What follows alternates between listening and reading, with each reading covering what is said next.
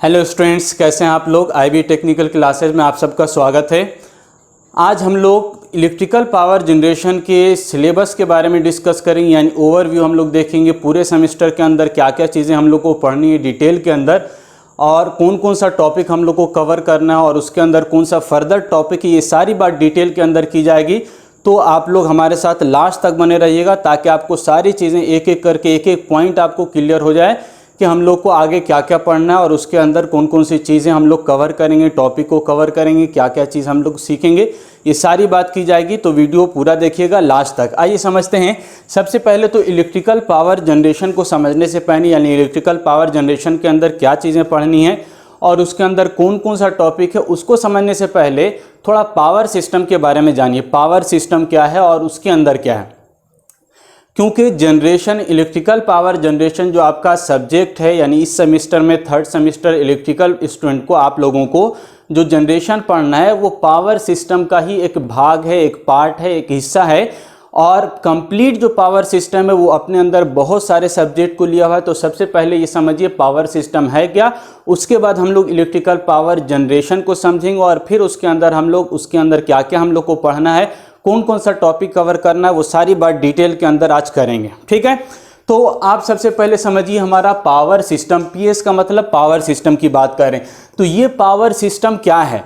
तो power system कहते हैं the combination of electrical power generation, transmission and distribution, यानी हमारा इलेक्ट्रिकल पावर के जनरेशन को, ट्रांसमिशन को एंड डिस्ट्रीब्यूशन को, इनके कॉम्बिनेशन को ही क्या कहा जाता है, पावर सिस्टम कहा जाता है। यानी हम इलेक्ट्रिकल पावर को जनरेट करेंगे, उत्पन्न करेंगे, उसके बाद हम ट्रांसमिट करेंगे, एक जगह से दूसरे जगह भेजेंगे और फिर वहाँ पर हम उसको डिस्ट्रीब्यूट करेंगे, बांटेंगे।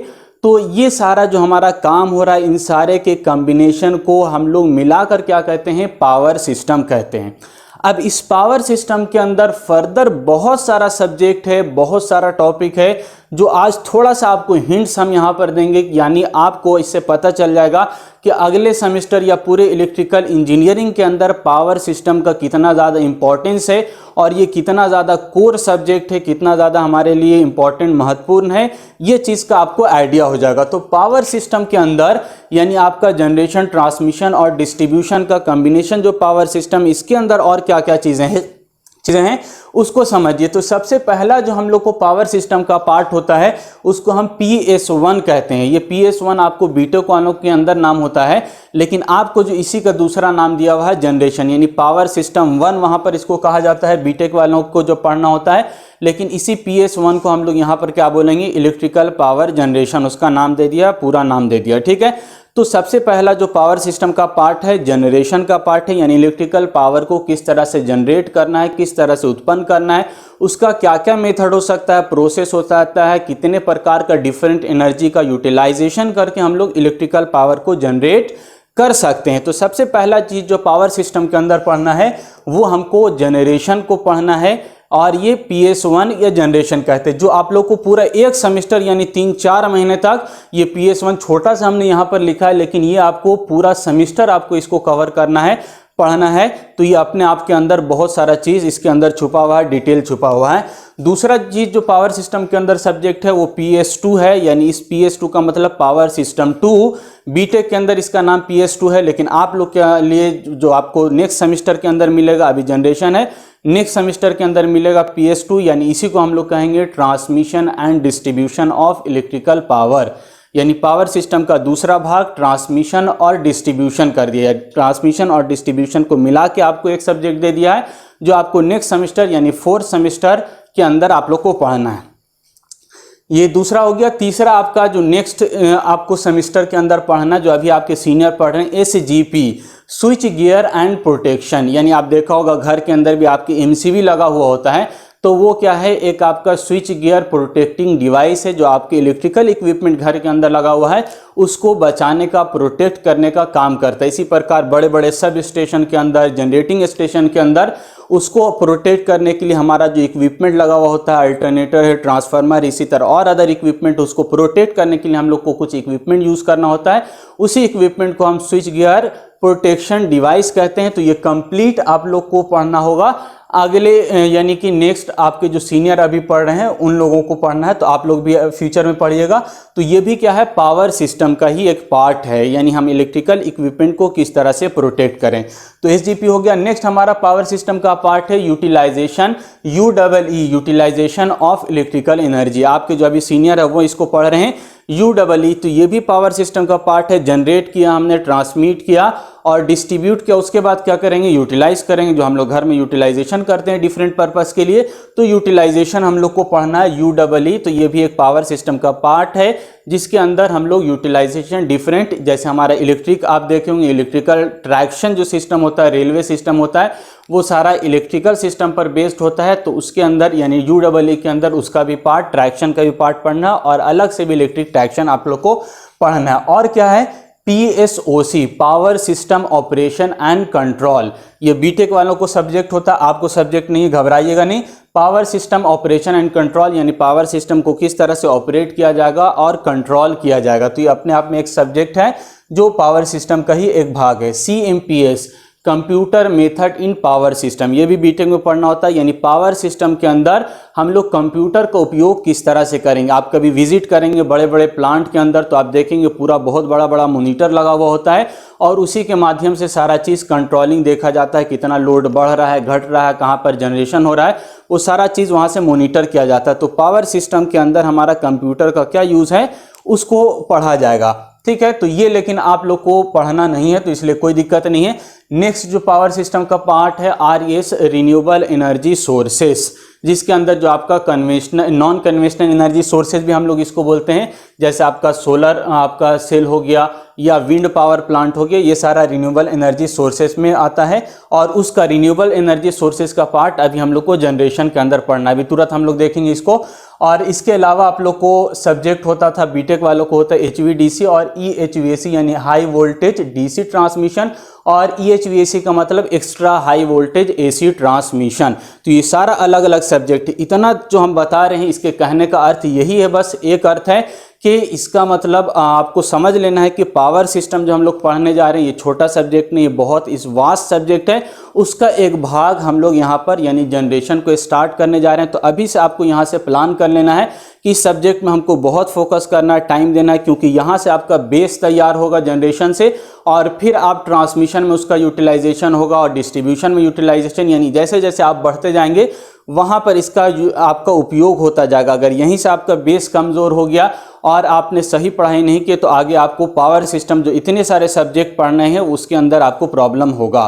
तो इसीलिए हम ये थोड़ा सा हिंट्स आपको दे दिया कि अभी से इस सब्जेक्ट को बहुत सीरियसली पढ़िएगा और बहुत मन लगा के पढ़िएगा। अब थोड़ा सा आप समझ लीजिए जनरेशन के अंदर हम लोग को क्या क्या पढ़ना है।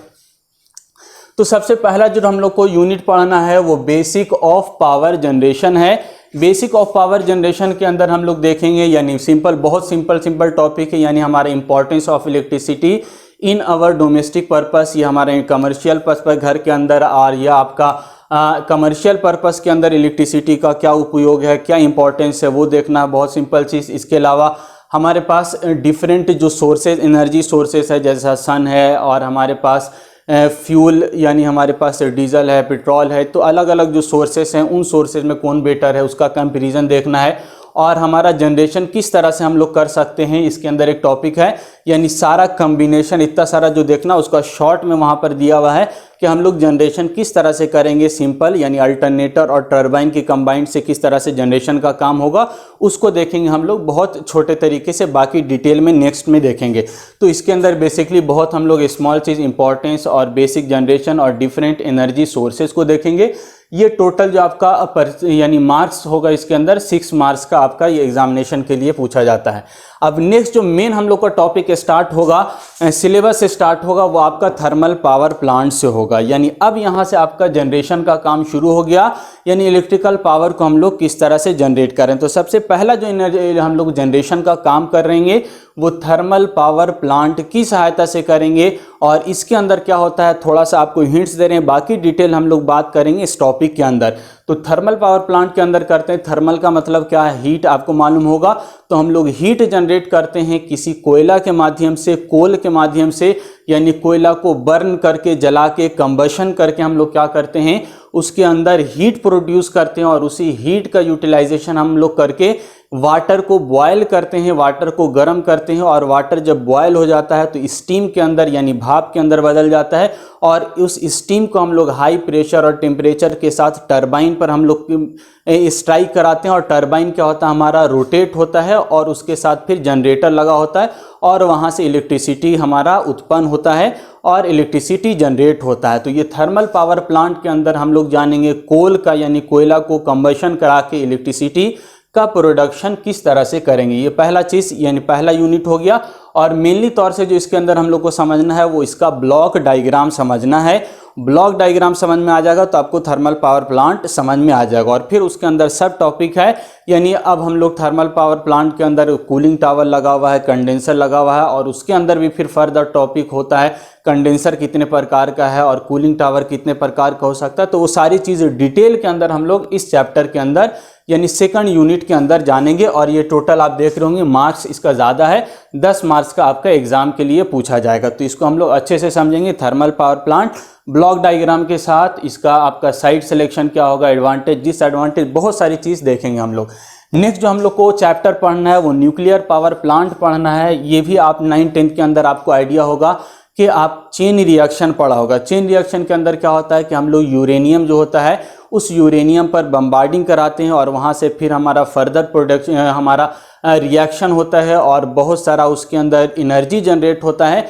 और इसी चेन रिएक्शन के माध्यम से हम लोग जो एनर्जी जनरेट करते हैं, हीट जनरेट करते हैं, इसी का उपयोग करके हम लोग इलेक्ट्रिसिटी का उत्पादन करेंगे, इलेक्ट्रिसिटी को प्रोड्यूस करेंगे। तो न्यूक्लियर पावर प्लांट के अंदर हम लोग को क्या करना है, न्यूक्लियर रिएक्शन, न्यूक्लियर रिएक्टर के अंदर हम लोग न्यूक्लियर रिएक्शन कराएंगे। उस रिएक्शन के माध्यम से जो हीट प्रोड्यूस होगा उसको हम लोग वाटर को देंगे। वाटर के अंदर ये वाटर बॉयल होगा, स्टीम में बदलेगा और उस स्टीम को हम टरबाइन पे स्ट्राइक कराएंगे और टरबाइन के माध्यम से फिर जनरेटर के साथ में लगाकर हम लोग इलेक्ट्रिसिटी का उत्पादन, बिजली का उत्पादन कर लेंगे। तो न्यूक्लियर पावर प्लांट के अंदर न्यूक्लियर एनर्जी का हम लोग उपयोग करके इलेक्ट्रिसिटी जनरेट करना सीखेंगे। ठीक है, तो पूरा ब्लॉक डायग्राम सारा चीज़ इसका डिटेल में सीखेंगे। ये आपका मार्क्स के हिसाब से 6 नंबर का आपका पूछा जाता है। नेक्स्ट जो पावर प्लांट है हाइड्रो पावर प्लांट, ये शायद आप देखा भी होगा, विजिट भी किया होगा, बहुत जगह पर आपको दिख जाएगा। इसके अंदर हम लोग क्या करते हैं, बहुत बड़ा बड़ा डैम बनाते हैं, यानी दीवार खड़ा करते हैं और उसके माध्यम से वाटर को हम लोग रोकते हैं। और वाटर जब रुक जाता है तो वाटर के अंदर एक हेड क्रिएट हो जाता है, यानी उसके अंदर एक हाई प्रेशर क्रिएट हो जाएगा। और उस हाई प्रेशर को हम लोग क्या करेंगे, यूटिलाइज करके वाटर को हम लोग स्ट्राइक कराएंगे टरबाइन के ऊपर और टरबाइन रोटेट होगा और फिर हमारा जनरेटर उसके साथ जोड़कर हम लोग इलेक्ट्रिसिटी जनरेट करेंगे। तो हाइड्रो पावर प्लांट यानी वाटर की सहायता से हम लोग क्या करते हैं, इलेक्ट्रिकल पावर जनरेशन करते हैं। इसके अंदर डिफरेंट टाइप का प्लांट हो सकता है, हेड के अनुसार ऊंचाई कितना ले रहे हैं या हमारे पास यूटिलाइजेशन उसका किस तरह से है, वो सारे के आधार पर हम लोग क्या करते हैं, हाइड्रो पावर प्लांट को क्लासीफाई भी करते हैं। और भी फर्दर इस पर हम लोग चीज़ देखेंगे, इसका एडवांटेज, डिसएडवांटेज, साइट सिलेक्शन और हमारा कितना इंडिया के अंदर या बिहार के अंदर, स्टेट के अंदर हमारा कितना number of hydro power plant है। ये सारी चीज़ डिटेल के अंदर इस 4th चैप्टर 4th यूनिट के अंदर देखेंगे। तो कंटिन्यू देखते जाइएगा, बोर नहीं होना है, आपको सारा चीज़ क्लियर होता जाएगा, ध्यान से सुनते जाना है। ठीक है, diesel power plant next unit आपको पढ़ना जो है डीजल पावर प्लांट है। डीजल पावर प्लांट के अंदर हम लोग जानेंगे कि डीजल एनर्जी का यूज़ करके हम लोग इलेक्ट्रिसिटी किस तरह से जनरेट करते हैं। तो डीजल पावर प्लांट आप बहुत ये कॉमन चीज़ आप लोग शादी ब्याह के अंदर अपने घर पे भी कभी कभी देखा होगा, लगता है। तो हम लोग सिंपली क्या करते हैं, उसको जनरेटर बोलते हैं, लेकिन एक्चुअली वो जनरेटर नहीं है, वो डीजल पावर प्लांट होता है। यानी उसके अंदर हम लोग डीजल डालते हैं, उस डीजल की सहायता से फिर वो क्या करता है, मैकेनिकल एनर्जी प्रोड्यूस करता है, और उसकी बगल में ही क्या लगा हुआ होता है, जनरेटर लगा होता है, और उसकी सहायता से इलेक्ट्रिसिटी प्रोड्यूस होती है। तो अपने आप में वो छोटा सा पावर प्लांट है जिसकी सहायता से हम बिजली उत्पन्न करते हैं। इसके अलावा डीजल पावर प्लांट, जहाँ पर डीजल हमारा ज़्यादा मात्रा में है, तो ऐसा कंट्री या ऐसा जगह बहुत ज़्यादा डीजल मिल रहा है, सस्ता पड़ रहा है, तो वहाँ पर हम लोग डीजल एनर्जी का यूज़ करके पावर जनरेशन का काम करते हैं। और बाकी सारे जगह पर हम लोग इसको स्टैंड बाई कि यानी बैकअप के लिए रखते हैं कि कभी मान के चलिए थर्मल काम नहीं कर रहा या हाइड्रो काम नहीं कर रहा है, तो उस समय हमारा डीजल पावर प्लांट आपका काम करेगा, और उसकी सहायता से हम लोग बिजली को उत्पादन करके अपने जो लोड है कंज्यूमर उसको सप्लाई या इसेंशियल सर्विस के लिए हम लोग उसका उपयोग करेंगे। और साथ ही साथ डीजल पावर के अंदर हम लोग इसके अंदर इंजन को भी जानेंगे, क्योंकि डीजल जो प्लांट है उसके अंदर डीजल इंजन यूज़ करते हैं हम लोग। और डीजल इंजन का कंस्ट्रक्शन किस तरह से होगा, कितने प्रकार के इंजन हम लोग यूज़ करेंगे, और उसके अंदर हमारे पास डिफरेंट जो उसका पार्ट होता है वो देखेंगे, क्रैंक शाफ्ट क्या होता है, और भी अदर पार्ट्स है बहुत सारे उसके अंदर, वो किस तरह से वर्क करते हैं, 2 स्ट्रोक इंजन क्या है, 4 स्ट्रोक इंजन क्या है, वो सारी बात डिटेल के अंदर हम करेंगे आपका 5th चैप्टर 5th यूनिट के अंदर डीजल पावर प्लांट के अंदर। अब यहाँ से इंटरेस्टिंग चीज़ शुरू हो रहा है, ध्यान से देखिएगा, नॉन कन्वेंशनल एनर्जी सोर्सेस।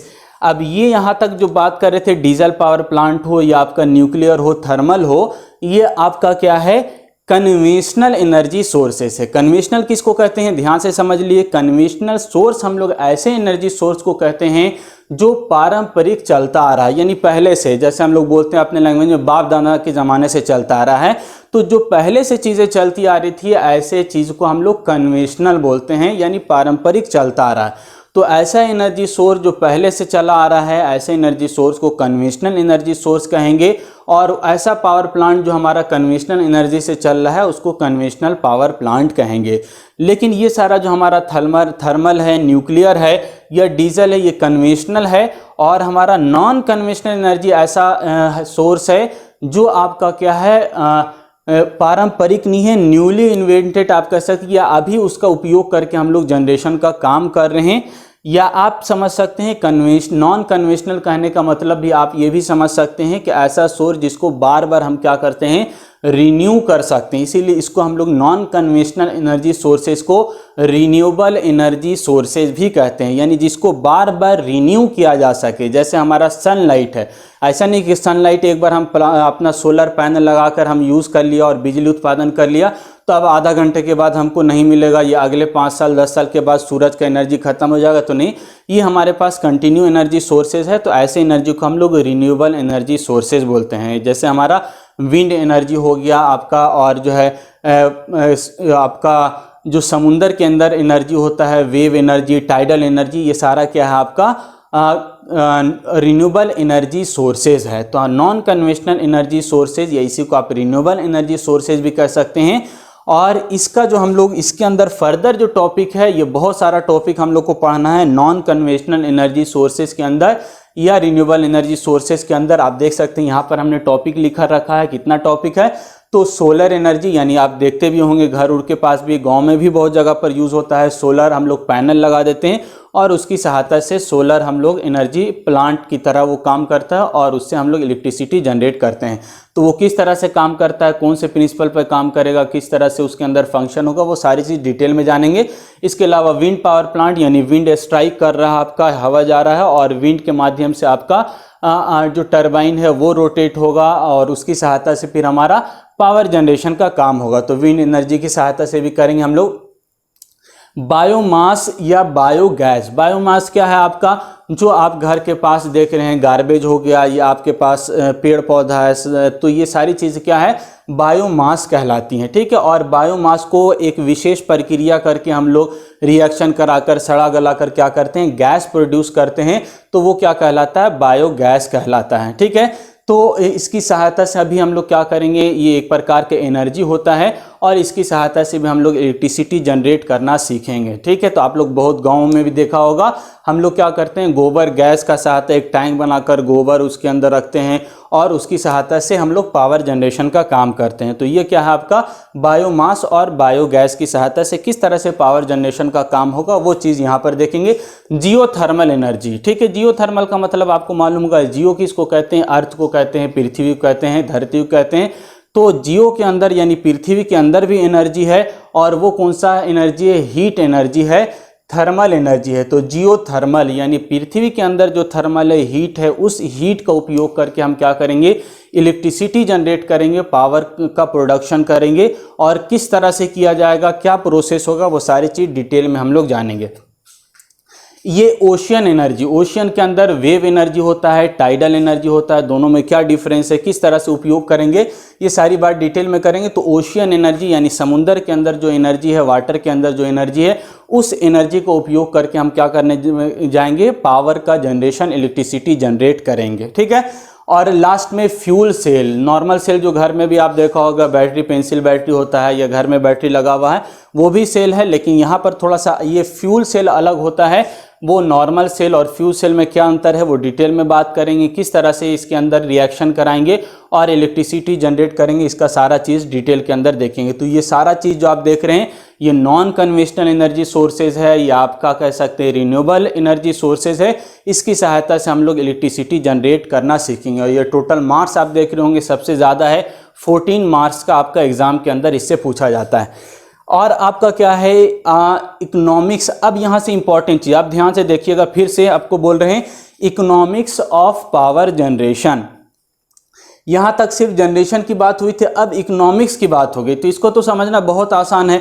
अब मान के चलिए हम पढ़ा रहे हैं और हमने इंस्टीट्यूट का, कोचिंग का फीस बहुत ज़्यादा हाई रख दिया। ठीक है, हम अपने आप को बोल रहे हैं हम बहुत ज़्यादा हाई क्वालिफाई और बहुत अच्छा पढ़ाएंगे, लेकिन फ़ीस बहुत ज़्यादा हमने रख दिया। तो आप लोग पढ़ना चाहेंगे? बिल्कुल पढ़ना नहीं चाहेंगे। क्यों? क्योंकि फ़ीस बहुत ज़्यादा है, हम लोग बेयर नहीं कर पाएंगे सर, आप कैसा है कहेंगे। ठीक है, तो इसका मतलब आप हर जगह क्या देखेंगे, इकोनॉमिकल कंडीशन देखेंगे। हम लोग भी कहीं मार्केट जाते हैं, कोई चीज़ परचेज करते हैं, तो हम लोग देखते हैं उसका बजट कितना है, वो कितना हम लोग को पैसा लग रहा है। तो इकोनॉमिकल का मतलब यहाँ पर मेनली तौर से हम लोग क्या करेंगे, पैसा को फोकस करेंगे। यानी इकोनॉमिकल कौन सा हमारा power generation, economics of power generation, यानी जो पावर का प्रोडक्शन हो रहा है, जनरेशन हो रहा है, उसको इकोनॉमिक्स कैसे बनाएं, यानी इतना आसान हो जाए कि हम लोग उसको आसानी से जनरेट करें, कंज्यूमर तक पहुंचा दें, हमको कंपनी को, इंडस्ट्री को जो प्रोडक्ट कर रहा है उसको प्रॉफिट भी हो जाए और कंज्यूमर को एनर्जी कंटिन्यूअस मिलता जाए। तो उसको किस तरह से मैनेज करना है, किस तरह से प्रॉफिट में रखना है, वो सारी बात डिटेल में हम लोग इकोनॉमिक्स के पैसे की बात हम लोग किसके अंदर करेंगे, इस चैप्टर के अंदर करेंगे। इसके अंदर बहुत सारा टर्म है, वो सारा टर्म भी हम लोग डिस्कस करेंगे। जैसे आपका हम लोग लोड कर्व है, लोड कर्व किसको कहेंगे, लोड ड्यूरेशन कर्व है, इंटीग्रेटेड ड्यूरेशन कर्व है, और इसके अलावा आपका एवरेज डिमांड क्या होता है और आपका मैक्सिमम डिमांड क्या होता है। ये बहुत सारा टर्म है, इसके अंदर हम लोग डिस्कस करें, और बहुत इंटरेस्टिंग चैप्टर है ये, बहुत मज़ा आएगा आपको ये पढ़ने का। और ये जो चैप्टर है आपका इकोनॉमिक्स ऑफ पावर जनरेशन, ये कंपटीशन के लिए बहुत इंपॉर्टेंट है। इससे बहुत ऑब्जेक्टिव बनता है जो आपका कॉम्पिटिटिव एग्जाम के अंदर पूछा जाता है। तो इसको हम बहुत अच्छे से डील करेंगे, एक एक पॉइंट को, फार्मूला को किस तरह से डिराइव करना है, न्यूमेरिकल भी इसके अंदर देखेंगे हम लोग। बहुत आसानी से सारी चीज़ देखते हुए चले जाएंगे और सारा आपका न्यूमेरिकल भी इससे क्लियर होता चला जाएगा। ठीक है, और ऑब्जेक्टिव भी बनता जाएगा। तो इकोनॉमिक्स ऑफ पावर के अंदर हम लोग इकोनॉमिकल कंडीशन को देखेंगे कि किस तरह से इकोनॉमिक्स हम लोग पावर का जनरेट करें, कि इकोनॉमिकल पैसा कम बजट में ज़्यादा पावर प्रोडक्शन करके हम लोग प्रॉफिट कंपनी को भी हो जाए, जो जनरेटिंग प्लांट है उसको भी हो जाए, और कंज्यूमर को भी कम पैसा में बिजली पहुँच जाए। तो इसके अंदर ये बात होगी। लास्ट जो चैप्टर है आपका, ये चैप्टर हमारा इंटरकनेक्टेड पावर सिस्टम, इसको भी समझना बहुत आसान है। आप लोग पहले से ग्रुपिंग करते होंगे, एक जगह बैठ के कोई सेट प्रैक्टिस करते होंगे, तो समझ लीजिए यही आपका क्या है, इंटरकनेक्टेड सिस्टम है। तो उसे करने से क्या होगा, आपको फ़ायदा होगा या नुकसान होगा, तो सबको मालूम है कि उससे फ़ायदा होता है। क्या फ़ायदा होता है, पर बेनिफिट होता है कि यदि हमको कोई डाउट है तो मेरा दोस्त क्या कर देगा, हमको उसको क्लियर कर देगा, और हमको कोई प्रॉब्लम होगा तो हम, अगर हमको कुछ आता है तो हम उसको बता देंगे। तो मिलजुल कर क्या होगा, एक अच्छा हमारा तैयारी हो जाएगा और हम लोग कंपटीशन को फेस करते हैं। तो आप लोग हर जगह स्टूडेंट लोग क्या करते हैं, ग्रुपिंग करते हैं और उससे सबको बेनिफिट मिलता है। इसी तरह पावर प्लांट को भी क्या किया जाता है, एक प्रकार का ग्रुपिंग किया जाता है जिससे ओवरऑल सारे पावर प्लांट को फायदा होता है। जैसे मान के चलिए अगर हमारा हाइड्रो पावर प्लांट हमने बना दिया, और हाइड्रो पावर प्लांट तो कब चलेगा, जब उसके पास पानी रहेगा। अब मान के हम लोग का गया जैसा एरिया, हमने डैम बना दिया, सारा व्यवस्था कर दिया, लेकिन यहाँ पानी नहीं मिला, हमको पानी की कमी हो गई, तो हमारा क्या हो जाएगा, पावर का प्रोडक्शन बंद हो जाएगा, हम लोग पावर जनरेशन नहीं कर पाएंगे। तो उस समय हमको कौन काम देगा, दूसरा पावर प्लांट काम देगा। तो उसके साथ हमको क्या, हाइड्रो पावर प्लांट मान के चलिए पानी 3 महीना 4 महीना बाकी नहीं है, तो 4 महीना तो हमारा प्रोडक्शन होगा, तो बाकी नहीं हो रहा तो हम क्या करेंगे, दूसरे प्लांट का सहायता लेंगे। और मान के चलिए अगर सोलर पावर प्लांट हमने लगा दिया और सोलर प्लांट की सहायता से हमारा प्रोडक्शन हो रहा है, लेकिन कुछ समय के लिए 2-3 महीना आप कंटिन्यू, अभी देखा होगा बहुत जगह बाढ़ आया हुआ है, पानी बहुत ज़्यादा हो रहा है, उस समय हमारा सोलर पावर प्लांट काम नहीं कर पा रहा, तो हम क्या करेंगे, प्रोडक्शन दूसरे एनर्जी सोर्सेज की सहायता से करेंगे। तो इसका मतलब क्या हुआ कि सब एनर्जी यदि सब प्लांट को मिलजुल कर काम किया जाए तो क्या होगा, ज़्यादा बेटर अच्छा परफॉर्मेंस मिलेगा। यदि हमारा वाटर की कमी है, हाइड्रो सही से काम नहीं कर रहा है तो थर्मल कर देगा, कहीं कोयला की कमी है तो वहाँ पर हाइड्रो कर देगा। तो हम लोग मिलजुल कर सारा प्लांट, यानी जहाँ पर हाइड्रो का प्रोडक्शन हो रहा है वहाँ से भी बिजली को ले लेंगे, जहाँ पर थर्मल से प्रोडक्शन हो वहाँ पर भी ले लेंगे, और सबको कंबाइन करेंगे और वहाँ से फिर डिस्ट्रीब्यूशन का काम करेंगे, वहाँ से कंट्रोलिंग का काम करेंगे। तो क्या होगा, हमको ये इकोनॉमिकल पड़ेगा। तो हम लोग ऐसा यानी सबको मिलाकर सिस्टम करेंगे तो एक दूसरे को बेनिफिट और कंटिन्यू हमको सप्लाई मिल जाएगा। तो ये हम लोग इंटरकनेक्टेड पावर सिस्टम के अंदर डिफरेंट जो सिस्टम होगा इसको कंबाइन करना सीखेंगे, और उससे क्या क्या एडवांटेज हमको मिलेगा वो सारी चीज़ देखेंगे। और इस इंटरकनेक्टेड पावर सिस्टम को ग्रिड सिस्टम भी कहा जाता है। यानी ग्रिड आप देखा भी होगा, बहुत जगह गए होंगे, तो ग्रिड के अंदर हम लोग क्या करते हैं, यही काम करते हैं, यानी डिफरेंट पावर प्लांट से सप्लाई लाते हैं और फिर हम लोग क्या करेंगे, उसका आगे फर्दर डिस्ट्रीब्यूशन का या आगे हम लोग ट्रांसमिशन का काम करेंगे। इससे हमको बेनिफिट मिलता है कि यदि कोई एक प्लांट खराब हो जाएगा तो दूसरा प्लांट से हमको कंटिन्यूअस सप्लाई मिलता रहेगा। तो ये कुल मिलाकर आपका क्या होगा, इलेक्ट्रिकल पावर जनरेशन का इंट्रोडक्शन हो गया। सिलेबस का लगभग सारी चीज़ आपको समझ में आ रही होगी कि क्या क्या चीज़ हम लोग को नेक्स्ट पढ़ना है, क्या क्या चीज़ देखना है। तो बहुत इंटरेस्टिंग पेपर है, बहुत अच्छे से आपको समझ में आएगा, हंसते खेलते हम लोग पढ़ेंगे, कोई टेंशन नहीं। सारा ब्लॉक डायग्राम भी देखते चलेंगे, इमेज भी देखते चलेंगे। इस वीडियो के अंदर भी आप बहुत सारा इमेज देखा होगा, तो इस तरह हम लोग इमेज भी देखते चलेंगे और बहुत सारा वीडियो एनिमेशन सारा चीज़ देखते हुए क्लियर करते हुए चलेंगे। कहीं पर कोई दिक्कत आपको नहीं होगा, प्रॉब्लम नहीं होगा, कोई भी डाउट होगा तो उसको क्लैरिफाई किया जाएगा और आपको किसी तरह का दिक्कत नहीं होने का हम संभावना करेंगे, कोशिश करेंगे।